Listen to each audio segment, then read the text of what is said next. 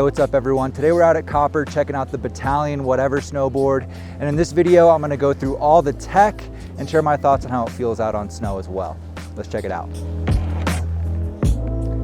All right guys, for reference, before we get into the tech, I weigh around 150 pounds and I'm 5'10".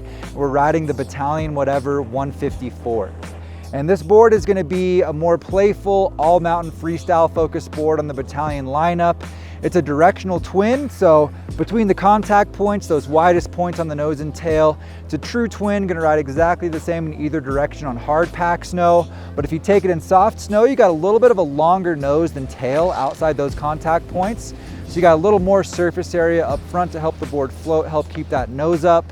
And of course, you're gonna find the staples from Bataleon in this board, which is a full positive camber profile. It runs their medium camber, so it should have a pretty decent amount of energy and pop and stability in it, even though it does have a softer side of medium flex, as well as their triple base technology, and it runs their twin 3BTs. So if you're unfamiliar, that's a 3D base shape. And for Bataleon, the center base of the snowboard, which is flat like a traditional board, is kind of a middle ground. So you have a decently wide platform to lean into presses and butters and lock into rail features, and have a significant amount of uplift on the side base there. So that's gonna offer a few benefits. I think the primary benefit is that this board is very, very catch free, but you still get all the benefits of positive camber. It also has a nice feeling transitioning from edge to edge. It kind of feels like you're rolling from edge to edge, has a quick transition there.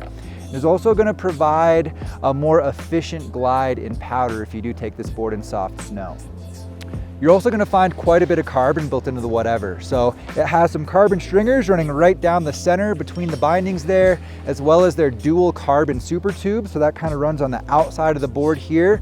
So a significant amount of carbon helping to give that camber profile even more energy, more snap, and more response while keeping things very lightweight. And other than that, this board is gonna run their Super Slick X base. So that's gonna be a higher end extruded base, but all you really need to know about that is that it's gonna be less maintenance for you. You're not gonna have to worry about waxing the board as often to maintain a consistent glide. It's also gonna have more durable at-home repairs with just a P-Tex handle. So if you get a good scratch in the base hitting rails, or you hit a rock or something like that, it's gonna be a nice benefit for you. And that's gonna be the quick breakdown of the tech here. We're gonna get some laps going and check back in a little bit to give some feedback on how this board rides on snow.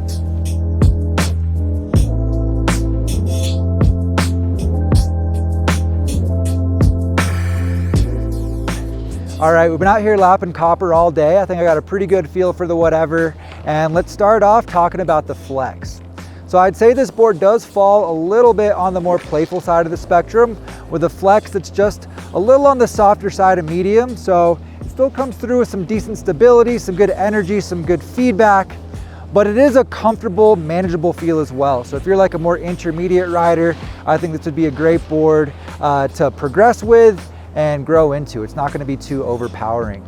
That flex pattern combined with the full positive camber profile and all the carbon you're gonna get in this snowboard does come through with some good pop. So on rollers, jumps, alling onto features, any situation where you're trying to load up tension in the board, it's gonna help boost you in the air a little bit higher. So definitely happy with the pop in this snowboard. I don't think that's gonna be an issue at all, even as you start to progress to more medium and large features with it.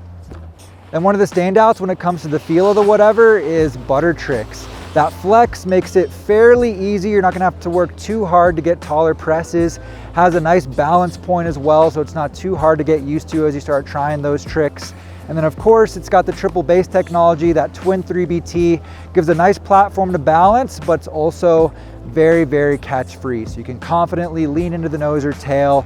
Even if you're swiveling around on the snow flat base, you're not gonna have to worry about those edges catching.